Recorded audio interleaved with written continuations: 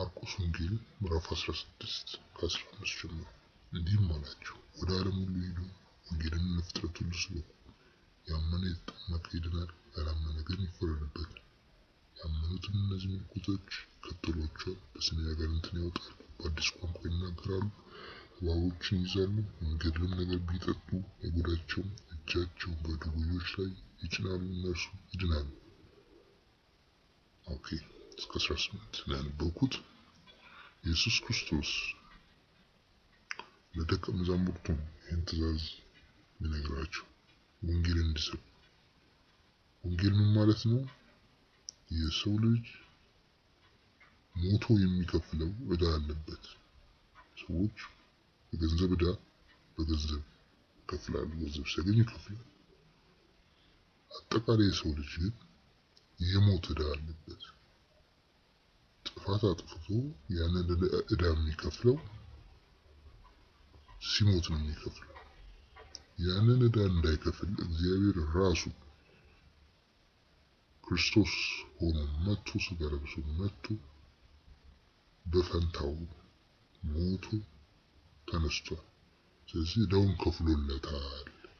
አሁን በኋላ የሰው ልጅ በጨለማ አይኖርም፣ እግዚአብሔር ምሮታል። ስለዚህ ኢየሱስ ክርስቶስ የእግዚአብሔር ልጅ ነው።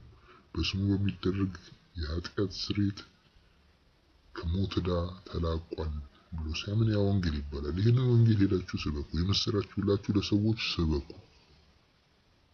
የምስራች እግዚአብሔር ልጁን ልኮ ዓለምን ሁሉ አድኗል ከኃጢአቱ፣ አሁን ወደ እግዚአብሔር ይገባል የሰው ልጅ የሚለውን የምስራች ሄዳችሁ ስበኩ ነው የሚላችሁ ለደቀ መዛሙርቱ።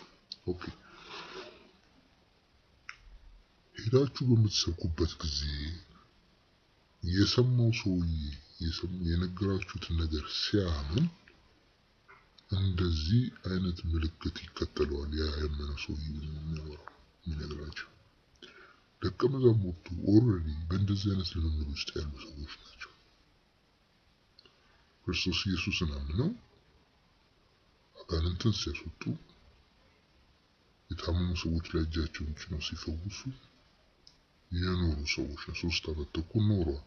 ስለዚህ አሁን የሚነግራቸው እነሱን እነሱ ጋር ስለሚመጣው ምልክት ሳይሆን እነዚህ ደቀ መዛሙርት ኢየሱስ ክርስቶስ ከተመለሰ በኋላ ሄደው ለዓለም ይህንን የምስራች በሚናገሩበት ጊዜ አዳማጩ ያንን ነገር ሰምቶ ሲያምን ክርስቲያን ሲሆን ከዛ ቀጥሎ በህይወቱ የሚኖረውን ነገር ነው የሚነግራቸው።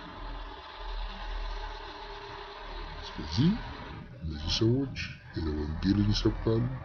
የሰሙ ሰዎች ወንጌልን ያምናሉ፣ በክርስቶስ ኢየሱስ ያምናሉ። ካመኑ በኋላ ህይወታቸው በእንደዚህ አይነት መልኩ ይቀየራል ነው የሚላቸው። ኦኬ አሁን እዚህ ጋር እኔ ወንጌል ሰባኪ ብሆን፣ ምስራች ሰባኪ ብሆን ሄጄ ለሰዎች ወንጌል እነግራቸዋለሁ። እናንተ ኃጢአተኞች ናችሁ፣ እግዚአብሔር ያጠፋችኋል፣ እግዚአብሔር እንዳያጠፋችሁ ምን አርጉ? በላከው በክርስቶስ ኢየሱስ እመኑላቸዋለሁ። ያምናሉ። እነዚህ ሰዎች ካመኑ በኋላ በህይወታቸው ይሄ ነገር ይመጣል። እባቦችን ይዛሉ፣ አይነድፏቸው። አሁን እንግዲህ ዳልበረት አይደለም ነገሩ። እባብ ድንገት ቢነድፋቸው ወይም እንዲነደፉ ቢደረግ አይጎዱም። መርዝ ቢጠጡም እንደዛ መርዝ ቢጠጡ ሆን ብለው ሄደው መርዝ ቢጠጡ ሳይሆን እንዲመረዙ ቢደረጉ ሰዎች ቢመርዟቸው የእግዚአብሔር መንፈስ ከዛ ነገር ያስጥላቸዋል። ሰዎች ቢታመሙ ሄደው እጃቸውን ጭነው በክርስቶስ ኢየሱስ ቢጸልዩ እነዛ ድውዮች፣ እነዛ ታማሚዎች፣ እነዛ ጉንድሾች ይፈወሳሉ።